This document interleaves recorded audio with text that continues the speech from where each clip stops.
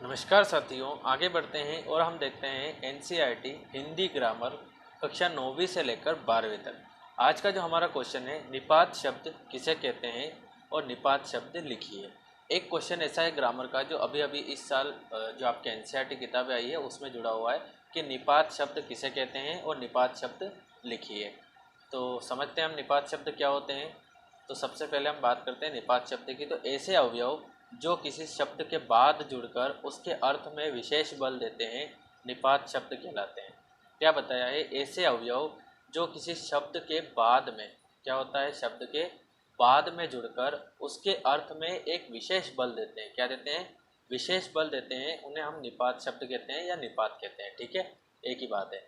तो निपात शब्द क्या होता है, सिंपली आपको समझ में आ गया होगा कि ऐसे अवयव जो किसी शब्द के बाद में जुड़ते हैं और उसको एक विशेष बल देते हैं ना, एक मतलब जोर आ जाता है उस वर्ड में, मतलब बाहर आ जाता है। कैसे आ जाता है? जैसे मैं वहाँ जा रहा हूँ, ये हो गया आपके एक नॉर्मल वर्ड। लेकिन जैसे ही मैंने इसमें डाल दिया कि मैं भी वहाँ जा रहा हूँ, मतलब कि इसमें भी जैसे ही मैंने लगाया है तो इस बात में थोड़ा दमखम आ चुका है, इसलिए इसको हम बोलते हैं निपात शब्द। ठीक है, तो अब कुछ निपात शब्द हम देख लेते हैं।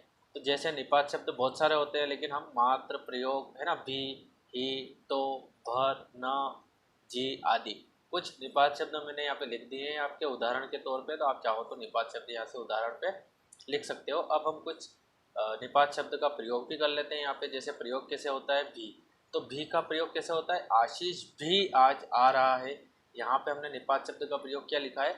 आशीष भी आज आ रहा है। लेकिन अगर हम नॉर्मल सी बात करेंगे तो आशीष आज आ रहा है, लेकिन जैसे हम भी लगाएंगे तो इस बात में कुछ दम आ जाएगा।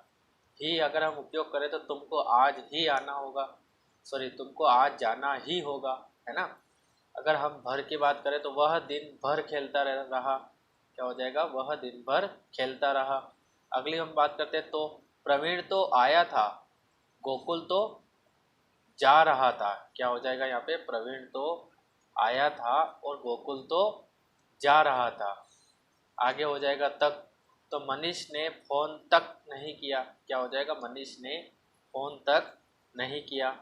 ठीक है, यहाँ पे तो का प्रयोग हमने किया, यहाँ पे भर का प्रयोग किया, यहाँ पे ही का प्रयोग किया। तो आपको ये वाला क्वेश्चन समझ में आया होगा।